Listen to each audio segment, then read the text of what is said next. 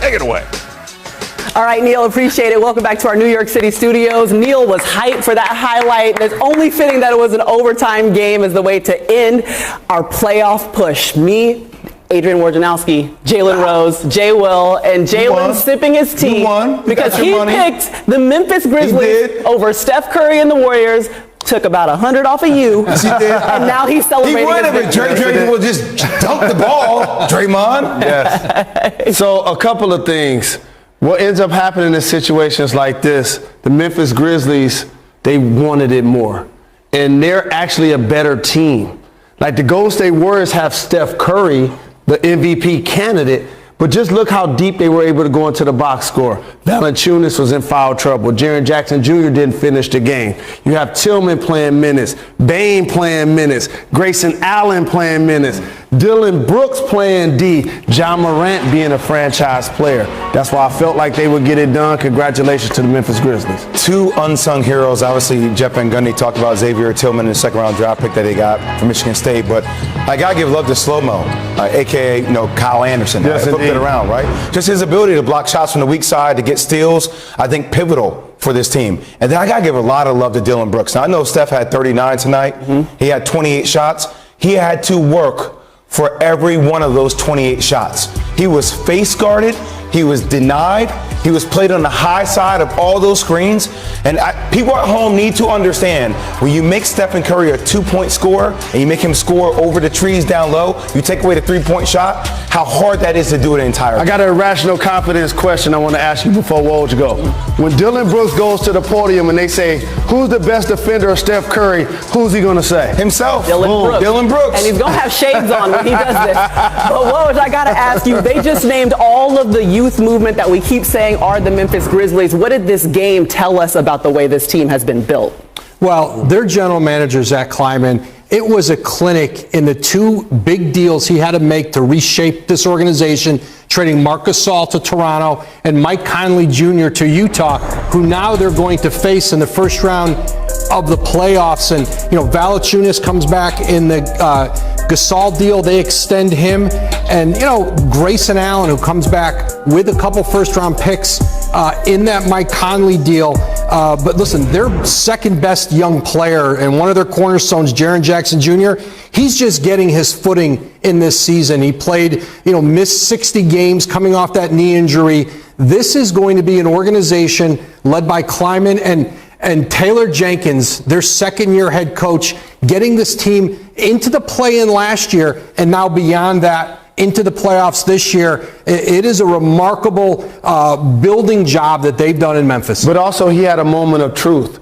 And that's Jaren Jackson Jr. wasn't playing well, and he is your second best player. And are you going to let foul trouble? Correct. Are you going to let him finish the game, or are you going to go to Tillman, his fellow Michigan State alum? And he went to Tillman, gave him toughness on the interior in that big three you talked about. One last thing, J. Rose. I know there's a ton of hype, and it's always deserving for Zion because what does Zion brings to the table?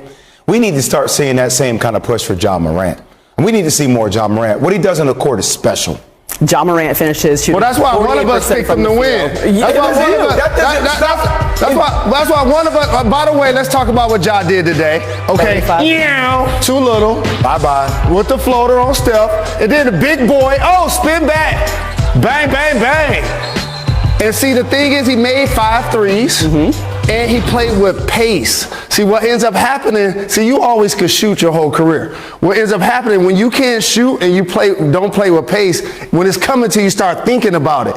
See, he was moving, and that made him play with pace, and that's where he got confidence, started doing out the championship belt. Listen, John Morant shot 48% from the field, 50% from three after going 1 for 6 on Sunday against the Warriors. He also had 6 assists and 4 steals in this one, and that's why the Grizzlies are back in the playoff for the first time since 2016-17. But Steve Kerr, head coach of the Warriors, just stepped up to the podium. We're going to go to him.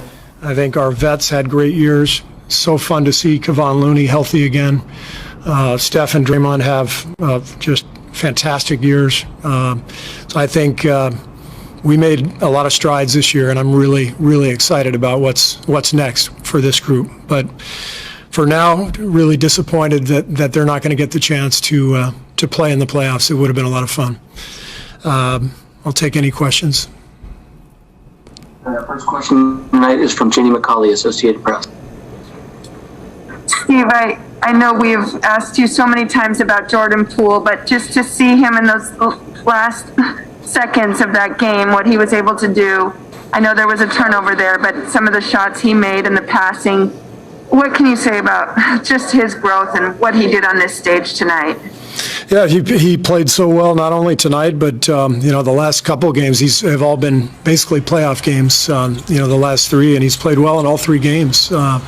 So just really fun to see how far Jordan has come since his rookie year. A season ago, he was lost. He was lost in the woods, and like most rookies are. And it's just confirmation that hard work and perseverance pays off. Jordan was in the gym more than any other player during the pandemic, and he's earned this. So thrilled for him. I think he's got a really bright future, and obviously will play a big role for us going forward.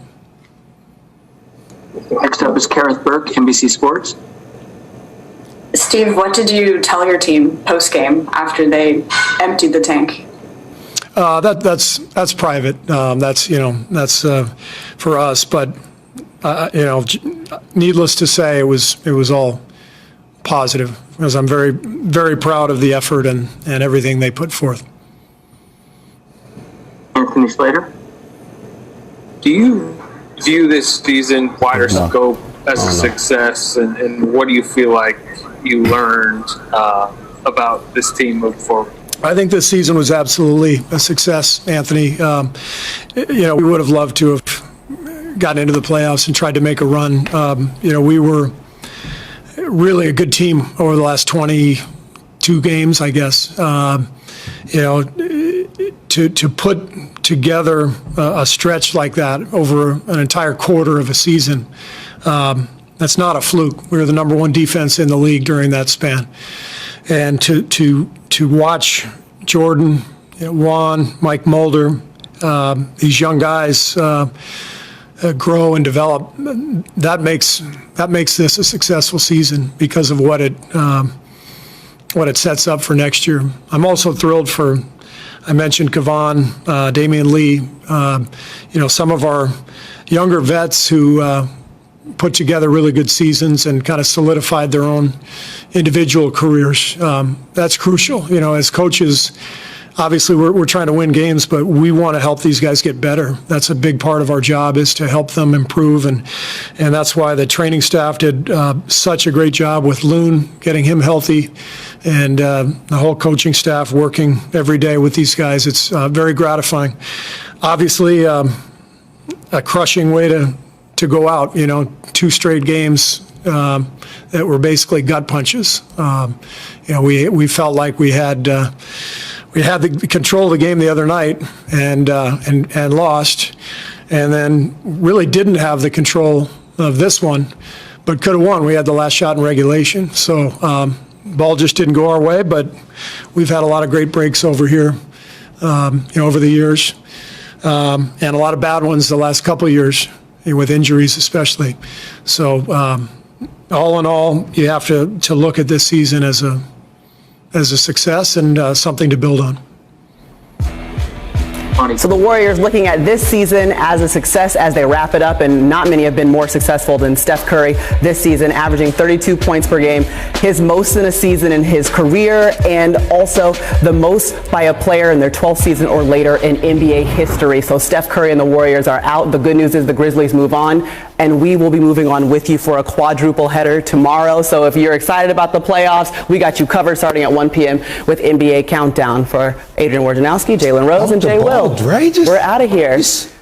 And hopefully Jay Will doesn't lose any more money over the course of the playoffs. I got y'all, Grizzlies. Neil, Linda. On John Morant. I don't understand.